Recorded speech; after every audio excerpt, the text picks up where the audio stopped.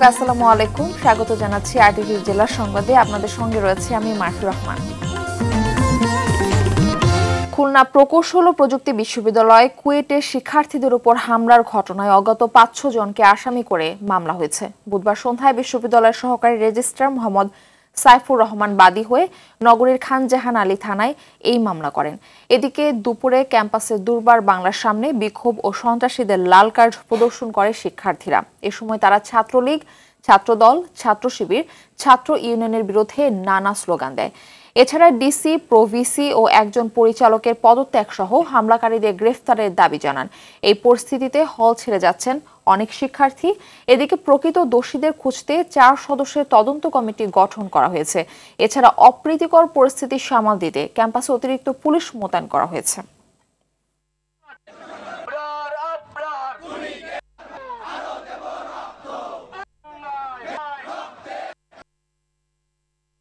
আমরা সকল প্রকার রাজনীতিকে লাল কার্ড প্রদর্শন করতেছি। আমাদের উপর আবার হামলা হতে পারে। সরকারের কাছে আমাদের এটুকু আবেদন যেন সরকার আমাদের নিরাপত্তাটুকুর ব্যবস্থা করতে পারে। যে 6টা দাবি আমাদেরকে পূরণ করতে হবে এবং সেটা একটা প্রপার নোটিশ জারি করতে হবে। 6 দফার প্রতিটি যতক্ষণ মেনে নেওয়া না হবে আমাদের আন্দোলন চলবে। এই মুহূর্তে খুলনা থেকে আমাদের সঙ্গে সরাসরি যুক্ত হচ্ছেন সহকর্মী এস.এম. মনিরুজ্জামান। মনির, কুয়েটের এখন কি অবস্থা দেখছেন জানাবেন? মারফি, এই মুহূর্তে কুয়েট কিন্তু কিছুটা শান্ত রয়েছে, কারণ ছাত্রদের বিকাল 4টায় যে প্রোগ্রামটি ছিল আলোকচিত্র প্রদর্শনী, বৃষ্টির কারণে সেটি স্থগিত করা হয়েছে। সেই প্রোগ্রামটি আগামীকাল অনুষ্ঠিত হবে বলে কিছুক্ষণ আগে এক ছাত্র নেতা জানিয়েছিলেন।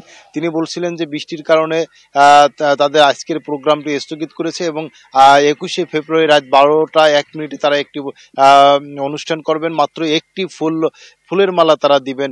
এছাড়া কিন্তু আগামীকালকে তাদের 21শে ফেব্রুয়ারি সহ তাদের যে দাবি পর্যায়ক্রমে বিভিন্ন কর্মসূচি তারা গ্রহণ করবেন বলে কিছুক্ষণ আগে তারা জানিয়েছেন। এখন পর্যন্ত আমি কথা বলেছিলাম কিছুক্ষণ আগে একজন শিক্ষকের সাথে। তিনি জানিয়েছেন যে তাদেরকে যে 4 সদস্যের একটি কমিটি করে দেওয়া হয়েছে, তা তদন্তের জন্য তারা কিন্তু সঠিকভাবে কাজ করতে পারছে না। কারণ তিনি জানিয়েছেন যে তাদের কক্ষ তালা মারা থাকার কারণে তারা কোথাও বসে কোনো কাজ সম্পূর্ণ করতে পারছেন না। তবে তিনি বলেছেন যে ইতিমধ্যে কিছুটা পেয়েছেন যে এই ছাত্রদের আন্দোলনে বা অনেকের উস্কানি থাকতে বলে তিনি জানিয়েছেন। তবে আগামীকাল এবং শুক্রবার থাকার কারণে আমরা অনেকেই ধারণা করছিল আগামীকাল কোনো প্রোগ্রাম থাকবে না শিক্ষার্থীদের, কিন্তু শিক্ষার্থীরা বলেছেন আগামীকালও তারা বিভিন্ন কর্মসূচি পালন করবেন। তবে এই মুহূর্তে কিন্তু প্রশাসনও যথেষ্ট সজাগ রয়েছে যাতে খুলনা কোথাও কোনো বিশৃঙ্খলা ঘটনা না ঘটতে পারে। আজ কিন্তু ছাত্র শিবিরের সাধারণ সম্পাদক খুলনা প্রেস ক্লাবে একটি সংবাদ সম্মেলন করেছেন, সাংবাদিকদের সাথে মত বিনিময় করেছেন। সেই মত বিনিময়ে কিন্তু এই কুয়েটের কথা এসেছে এবং তারা কিন্তু বিভিন্নভাবে বিভিন্ন কথা বলেছেন। এবং আজ বিকাল 5টায় কিন্তু নগরের দৌলতপুর মোড়ে ছাত্র দলের একটি বিক্ষোভ কর্মসূচি রয়েছে বলে আমি জানতে পেরেছি। তবে যতদূর জেনেছি যে 4টার প্রোগ্রাম বৃষ্টির কারণে 5টায় শুরু হবে বলে তারা জানিয়েছেন। মারফি, এই ছিল খুলনা থেকে ছাত্র আন্দোলনের সর্বশেষ খবর। মারফি, ধন্যবাদ আপনাকে। ছাত্র শিবির সংঘাতের রাজনীতিতে বিশ্বাসী নয় বলে জানিয়েছেন বাংলাদেশ ছাত্র শিবিরের সভাপতি জাহিদুল ইসলাম। দুপুরে খুলনা প্রেস ক্লাবে মতবিনিময় সভায় তিনি এই কথা বলেন। কুয়েটের সাম্প্রতিক ঘটনার প্রসঙ্গে তিনি বলেন, ছাত্র রাজনীতি নিষিদ্ধের সিদ্ধান্ত বিশ্ববিদ্যালয়ের সিন্ডিকেট নিয়েছে, এতে ছাত্র শিবিরের কোনো ভূমিকা নেই। এছাড়া ছাত্র শিবিরের বিরুদ্ধে ছাত্র দলের অভিযোগ হাস্যকর বলেও মন্তব্য করেন জাহিদুল ইসলাম। স্থানীয় নেতাকর্মীরা এ সময় উপস্থিত ছিলেন।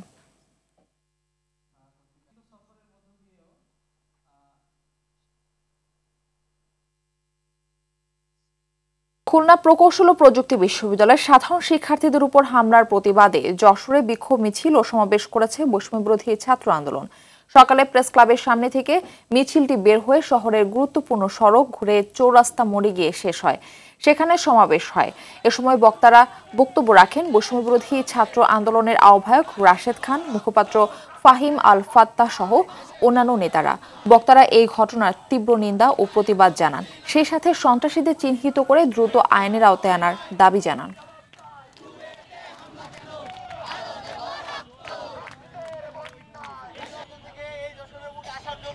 সকলকে অভিনন্দন জানাচ্ছি। ছাত্র ভাইয়ের রক্তের বিনিময়ে কিন্তু আমরা কি আসলে এই ব্যানারে নিয়ে আসতে পেরেছি?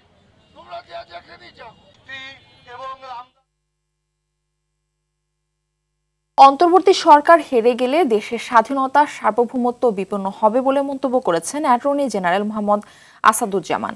দুপুরে ময়মনসিংহ নগরীর সিলভার ক্যাসেল মিলনায়তনে দেশের পরিবর্তিত পরিস্থিতিতে মানবাধিকার ও পরিবেশের উপর গুরুত্বারোপ সহ আইন প্রণয়ন বিষয়ক অনুষ্ঠিত দিনব্যাপী কর্মশালায় তিনি এসব কথা বলেন। স্বরাষ্ট্র মন্ত্রণালয়ের সিনিয়র সচিব নাসিমুল গনির সভাপতিত্বে আরও বক্তব্য রাখেন অতিরিক্ত অ্যাটর্নি জেনারেল মোহাম্মদ আরশাদুর রহমান, পুলিশ মহাপরিদর্শক বাহানুল আলম, বিভাগীয় কমিশনার মোখতার আহমেদ ও range DIG doctor Ashrafur Rahman. কর্মশালায় ময়মনসিংহ বিভাগের সকল জেলা প্রশাসক ও পুলিশ সুপাররা অংশ নেন। আমরা জানি এই যাত্রায় যদি আমরা ফেল করি, বাংলাদেশের স্বাধীনতা সার্বভৌমত্ব বিপন্ন হবে। বাংলাদেশের গণতন্ত্রই শুধু হারাবে না, বাংলাদেশের মানুষ তার মৌলিক অধিকার হারিয়ে ফেলবে।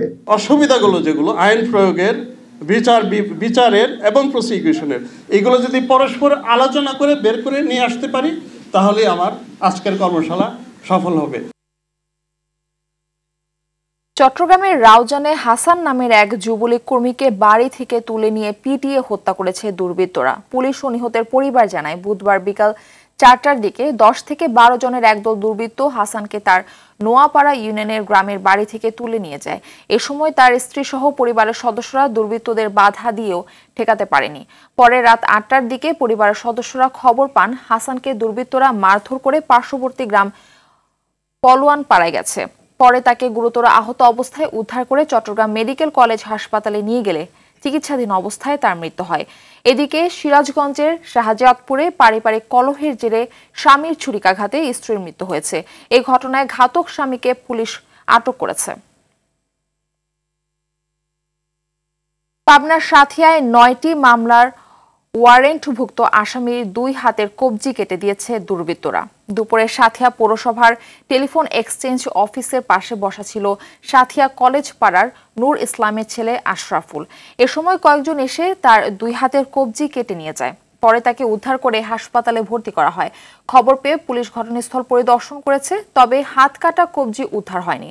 সাথিয়া থানা অফিসার ইনচার্জ সাইদুর রহমান বিষয়টি নিশ্চিত করেছেন। তিনি বলেন, সে একজন ওয়ারেন্টভুক্ত আসামি, তার বিরুদ্ধে থানায় 9টি মামলা রয়েছে।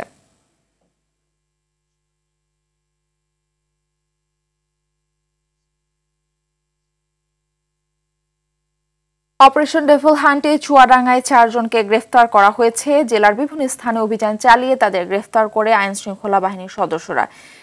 দিনাজপুরে আওয়ামী লীগ ও ছাত্রলীগের 2 নেতাকে গ্রেফতার করেছে পুলিশ। গেল রাতে ঘোড়াঘাট থেকে ছাত্রলীগ নেতা শাহজাহান আলী ও বিরামপুর থেকে আওয়ামী লীগ নেতা খায়রুল আলম রাজুকে গ্রেফতার করা হয়েছে। এদিকে জেলা ডাকাত দলের 14 সদস্যকে আটক করা হয়েছে যশোরে। পুলিশ সুপার সম্মেলন কক্ষে এই তথ্য জানানো হয়। এই জেলায় ভারতীয় বিভিন্ন মামলা সহ একজনকে আটক করা হয়েছে। প্রতিপক্ষকে অস্ত্র দিয়ে ফাঁসানোর সময় মেহেরপুরের গাংনীতে 3 জনকে আটক করা হয়েছে। ইয়াবা সহ 2 জনকে আটক করা হয়েছে নাটোর সদরে।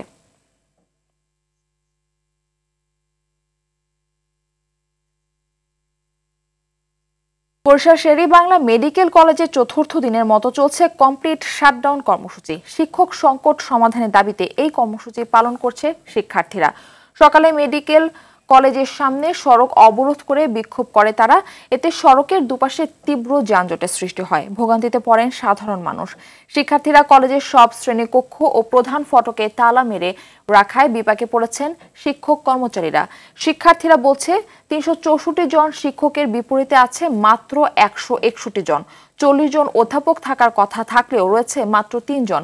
এতে সঠিক সময় ক্লাস হচ্ছে না। এ সময় বদলি করা শিক্ষকদের পুনরায় ফিরিয়ে আনা সহ নতুন শিক্ষক নিয়োগের দাবি জানান তারা। দ্রুত দাবি আদায় না হলে কঠোর আন্দোলনের ঘোষণাও দেন শিক্ষার্থীরা।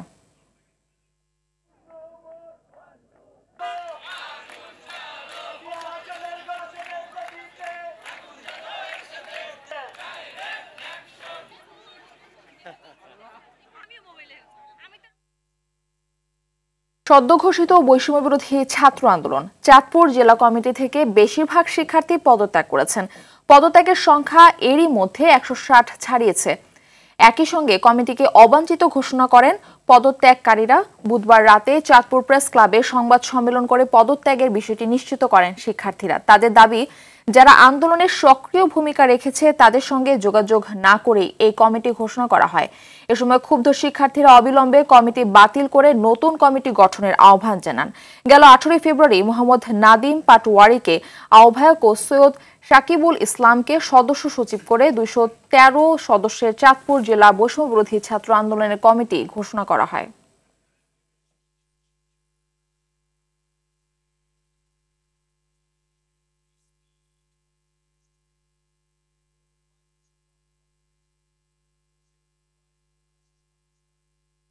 কুমিল্লার হোমনা উপজেলা স্বাস্থ্য কমপ্লেক্সে দালালদের দৌরাত্মে স্বাস্থ্যসেবা বঞ্চিত হচ্ছেন গ্রামগঞ্জ থেকে আসা নিরীহ রোগীরা। কোনো রোগী প্রবেশ করলেই পিছু নেয় দালাল চক্রের সদস্যরা। তারা সবাই ফটকের আশপাশে গড়ে ওঠা অর্ধ শতাধিক প্রাইভেট হাসপাতাল ক্লিনিকে নিযুক্ত দালাল সিন্ডিকেটের সদস্য। রোগীদের জিম্মি করে হাতিয়ে নিচ্ছে মোটা অঙ্কের টাকা। কুমিল্লা প্রতিনিধি আবুল খায়েরের তথ্যচিত্রে বিস্তারিত জানাচ্ছেন নাদিরা সুলতানা। কুমিল্লার হোমনা উপজেলার প্রায় 3.5 লাখ বাসিন্দার স্বাস্থ্যসেবা নিশ্চিতে একমাত্র ভরসা 50 শয্যার উপজেলা স্বাস্থ্য কমপ্লেক্স। চিকিৎসক, নার্স, আয়া, ক্লিনার সহ জনবল সংকটে ধুঁকছে হাসপাতালটি। পরীক্ষা নিরীক্ষার যন্ত্রাংশ থাকলেও বেশিরভাগ অকেজো। এতে চিকিৎসা না পেয়ে ফেরত যেতে হয় রোগীদের। নার্স, তারপর আয়া, তাদের এখানে অনেক বেশি সংকট আছে, যার জন্য কিন্তু আমাদের যে রোগীরা ভর্তি হচ্ছে তাদের প্রপার কেয়ার দিতে অনেক বেশি সমস্যা হয়ে যায়। আমাদের রোগীদের কথা বিবেচনা করে আমাদের উপজেলা স্বাস্থ্য কমপ্লেক্সগুলিতে ডাক্তারের পাশাপাশি অন্যান্য যেই সংকট আছে জনবলে, সেই সংকটগুলি মোকাবেলা করার জন্য আমরা সরকারের কাছে বিনীত অনুরোধ করছি। এসব সংকটের মধ্যেও সেবা প্রত্যাশীদের সবচেয়ে বড় প্রতিবন্ধকতা হচ্ছে দালাল চক্র। রোগীদের সাথে মিশে থাকে প্রাইভেট হাসপাতালের দালালরা। তারা হাসপাতালের প্রতিটি পয়েন্টে অবস্থান নিয়ে রোগীদের টেনে হিঁচড়ে নিয়ে যায় প্রাইভেট হাসপাতালে। অসহায় হয়ে অনেকেই টাকা পয়সা খরচ করে প্রাইভেট হাসপাতালে চিকিৎসা নিতে বাধ্য হন। হোমনা স্বাস্থ্য কমপ্লেক্সে অনেক দুর্নীতিবাদ হচ্ছে, দালালরা চক্র পয়রা মানুষ অনেক হয়রানি হচ্ছে। সরকারিতে গেলে হোমনা প্রাইভেটেতে বেশি না, সরকারিটাতে। হোমনা থানায় ভালো 2-1 সার্জন বিশেষজ্ঞ দিলে হয়তো আমরা আরো সেবাটা ভালো পাবো। বিষয়টি স্বীকার করে অনেকটা অসহায়ত্ব প্রকাশ করেছেন উপজেলা স্বাস্থ্য কর্মকর্তা। দালালের দৌরাত্ম্য কমাতে প্রশাসনের সহযোগিতা চেয়েও কাজ হচ্ছে না বলে জানান তিনি। দালাল হিসেবে পরিচিত হয়, তাদের জন্য অনেক সময় কিছু রোগীদের সমস্যা হয়। এইগুলো আমাদের পক্ষ থেকে আমরা সব ধরনের ব্যবস্থা নিই এবং প্রশাসনকে জানানো আছে। দালাল মুক্ত যথাযথ স্বাস্থ্যসেবা নিশ্চিতে প্রয়োজনীয় উদ্যোগ নেওয়ার প্রত্যাশা সব শ্রেণী পেশার মানুষের। নাদিরা সুলতানা, RTV। নীলফামারীর জলঢাকায় বুড়ি তিস্তা নদীর মঞ্ছার ঘাটে সেতু না থাকায় ভোগান্তি পোহাচ্ছেন 4 ইউনিয়নের লক্ষাধিক মানুষ। সেতু না থাকায় টোল নিয়ে বর্ষা মৌসুমে নৌকা আর শুষ্ক মৌসুমে কাঠের সাঁকোর উপর দিয়ে পারাপার হতে হয় তাদের। এদিকে প্রকল্প অনুমোদন হলে দ্রুতই সেতু নির্মাণের আশ্বাস সংশ্লিষ্টদের। নীলফামারী থেকে হাসান রাবির পাঠানো প্রতিবেদন, বিস্তারিত জানাচ্ছেন সৈয়দা সামিয়া তামান্না। সেতু না থাকায় নদী পারাপারের শুষ্ক মৌসুমে এই সাঁকোই একমাত্র ভরসা জলঢাকার 4 ইউনিয়নের চরাঞ্চলের লাখো মানুষের। আর বর্ষায় একমাত্র অবলম্বন নৌকা। সেতু না থাকায় উপজেলা শহরের সঙ্গে যোগাযোগ বিচ্ছিন্ন গোলমুন্ডা, ডাওয়াবাড়ি, শৌলমারি ও কৈমারি ইউনিয়নের একাংশের। এই পথে চলাচল করে লালমনিরহাট জেলার কয়েক হাজার মানুষ।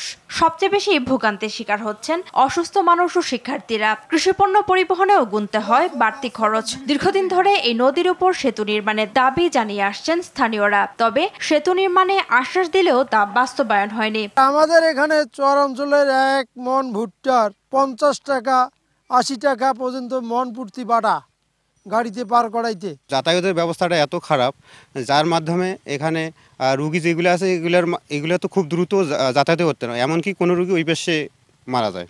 এত প্রত্যন্ত অঞ্চলের মধ্যে এই ব্রিজটা এত কষ্টকর যে বর্ষাকালে পার হওয়ার সময় মোটরসাইকেল নিয়ে নৌকাতে উঠতে গিয়েও পড়ে যায় অনেকেই। এই এলাকাবাসী, এই ইউনিয়নবাসী, এই থানাবাসী, এই জেলাবাসী লোকগুলো সবাই বিনীতভাবে অনুরোধ করব যে আমাদের যাতে এই ব্রিজটা ভালোভাবে সুন্দরভাবে দেয়, যাতে আমাদের এলাকার মানুষ ঠিকঠাক মতো চলাফেরা বা যাতায়াত করতে পারি। বুড়ি তিস্তা নদীর উপর 250 মিটার দৈর্ঘ্যের সেতু নির্মাণের প্রস্তাবনা মন্ত্রণালয়ে পাঠানো হয়েছে। অনুমোদন পেলেই নির্মাণের কাজ শুরু হবে বলে জানিয়েছেন এই কর্মকর্তা। এটা কিন্তু অনেক দীর্ঘদিনের দাবি, বিশেষ করে জলঢাকাবাসীর এই ব্রিজটার জন্য।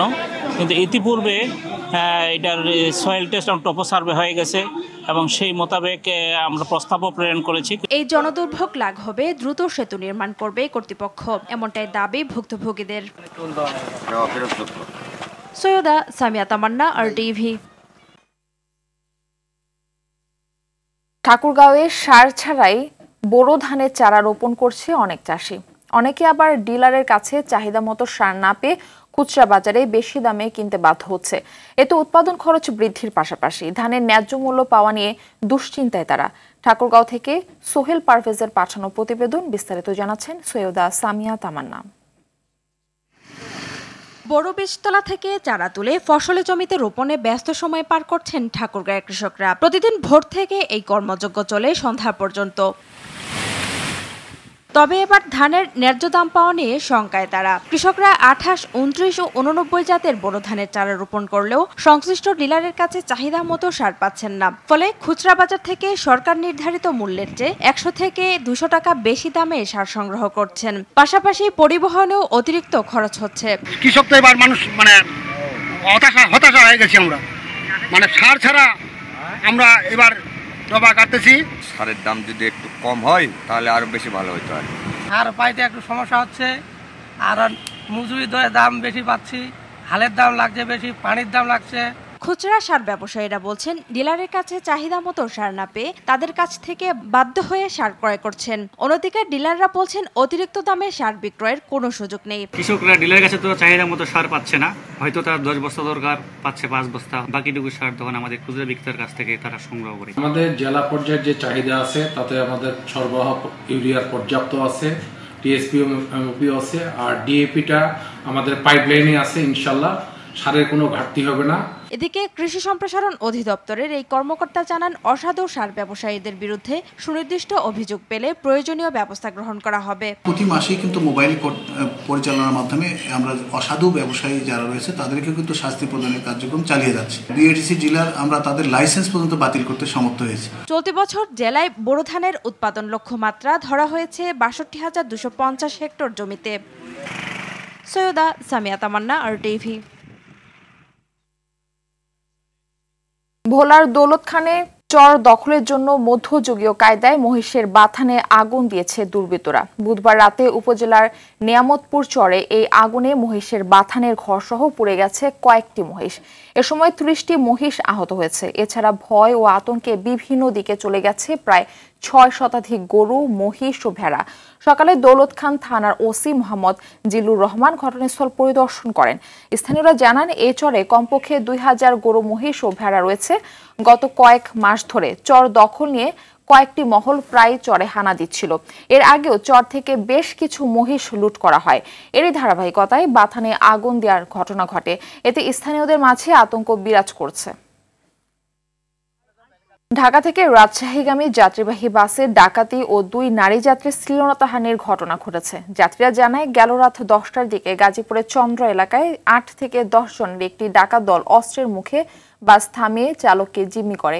এরপর টাঙ্গাইলের দিকে বাস ঘুরিয়ে যাত্রীদের মালামাল কেড়ে নেয়। এক পর্যায়ে 2 নারী যাত্রীর শ্লীলতাহানি করে তারা। এরপর বাসটি পুনরায় চন্দ্রার একটি পেট্রোল পাম্পে নিয়ে সেখানে নেমে যায় ডাকাতরা। এই ঘটনায় বাসের চালক ও সুপারভাইজারকে জিজ্ঞাসাবাদের জন্য তুলে নিয়ে যায় পুলিশ।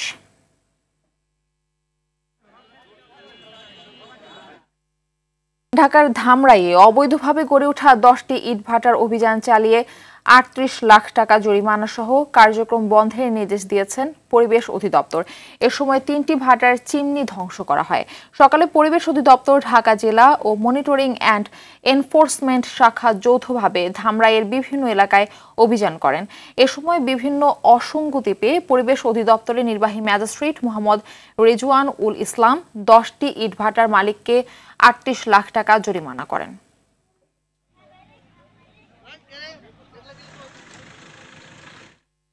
দেশের বিভিন্ন স্থানে সভা সমাবেশ, মানববন্ধন সহ নানা ঘটনার আরো খবর থাকছে সৈয়দা সামিয়া তামান্নার রিপোর্টে। জুলাই আগস্টের গণহত্যাকারীদের বিচার ও আওয়ামী লীগকে নিষিদ্ধের দাবিতে ফরিদপুরে গণমিছিল, মানববন্ধন ও সমাবেশ করেছে গণ অধিকার পরিষদ। 6 মাস পেরিয়ে গেল, কেন সেই আওয়ামী লীগকে নিষিদ্ধ করা হয় না? বিএনপির চেয়ারপারসনের উপদেষ্টা অ্যাডভোকেট মজিবুর রহমান সরোয়ার বলেছেন, সংস্কার প্রয়োজন আছে, তবে সংস্কারের নামে টালবাহানা ও সময়ক্ষেপণ না করে অবিলম্বে জাতীয় সংসদ নির্বাচন দিতে হবে। পিরোজপুরে দ্রব্যমূল্যের ঊর্ধ্বগতির প্রতিবাদে ও দ্রুত জাতীয় সংসদ নির্বাচনের দাবিতে আয়োজিত জনসমাবেশে এসব কথা বলেন তিনি। প্রত্যক্ষ ভোট দেওয়ার ক্ষমতা সেটিকে রহিত করে দেওয়ার ফলে আগামী 25শে ফেব্রুয়ারি নারায়ণগঞ্জ জেলা বিএনপির সমাবেশ সফল করার লক্ষ্যে নারায়ণগঞ্জ জেলা বিএনপির সঙ্গে জেলার আওতাধীন থানা, উপজেলা ও পৌরসভা বিএনপি অঙ্গ সংগঠনের নেতাকর্মীদের মতবিনিময় সভা হয়েছে। দাওয়াত দিচ্ছি, আমন্ত্রণ জানাচ্ছি, তারা যাতে সকলে। নওগাঁ ও লালমনিরহাটে বাংলাদেশ আনসার ও গ্রাম প্রতিরক্ষা বাহিনীর জেলা সমাবেশ অনুষ্ঠিত হয়েছে।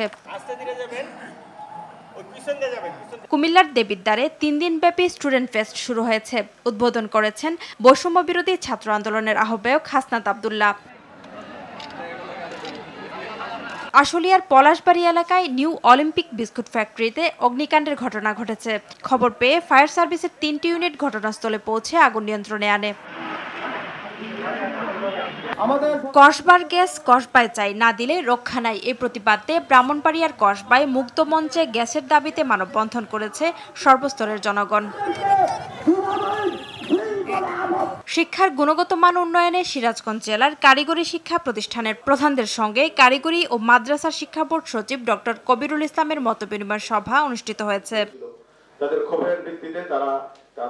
যশোরে কৃষি প্রযুক্তি প্রদর্শনী মেলায় পেঁয়াজ সংরক্ষণের আধুনিক মেশিন ব্যাপক সাড়া ফেলেছে। নতুন এই মেশিনটির মাধ্যমে 1000 স্কয়ার ফিট জায়গায় 1000 মণ পেঁয়াজ সংরক্ষণ করতে পারবেন। ঠাকুরগাঁয়ের পীরগঞ্জে বরেন্দ্র বহুমুখী উন্নয়ন কর্তৃপক্ষের একটি গভীর নলকূপের পাইপলাইন অন্যায়ভাবে কেটে নষ্ট করায় বোরো ধান আবাদে জমিতে পানি দিতে পারছে না কৃষকরা। এর প্রতিবাদে কোষাডাঙ্গি পাড়া গ্রামে বিক্ষোভ মিছিল করেছেন তারা। নোয়াখালীর প্রাচীনতম ও ঐতিহ্যবাহী বিদ্যাপীঠ চন্দ্রগঞ্জ কারামাতিয়া কামিল মাদ্রাসার বার্ষিক ক্রীড়া প্রতিযোগিতার পুরস্কার বিতরণী আলোচনা সভা ও অভিভাবক সমাবেশ হয়েছে। ফেনীর ঐতিহ্যবাহী দাগনভূঞা আহমেদিয়া হাফিজিয়া মাদ্রাসা ও এতিমখানাতে 32 জন হাফিজের পাগড়ি প্রদান অনুষ্ঠান হয়েছে। ময়মনসিংহের ভালুকায় ভালুকা সরকারি কলেজের উদ্যোগে উৎসব মুখর পরিবেশে উদযাপিত হয়েছে বার্ষিক ক্রীড়া প্রতিযোগিতা ও পিঠা উৎসব। চট্টগ্রামের কর্ণফুলী উপজেলার আইয়ুববিপি city corporation school and college আয়োজিত পিঠা উৎসব উদ্ভাবনী মেলা বার্ষিক ক্রীড়া ও সাংস্কৃতিক প্রতিযোগিতার পুরস্কার বিতরণী অনুষ্ঠিত হয়েছে। এতে চট্টগ্রাম সিটি কর্পোরেশনের মেয়র ডাক্তার শাহাদাত হোসেন উপস্থিত ছিলেন। তারুণ্যের উৎসব উপলক্ষে বাগেরহাটে তরুণ তরুণীদের অংশগ্রহণের সাঁতার প্রতিযোগিতা ও রাঙ্গামাটিতে মিনি ম্যারাথন অনুষ্ঠিত হয়েছে। সৈয়দা সামিয়া তামান্না, RTV। জেলা সংবাদ এ পর্যন্তই। সন্ধ্যা সংবাদ 7:15 দেখার আমন্ত্রণ রইল। ধন্যবাদ সবাইকে।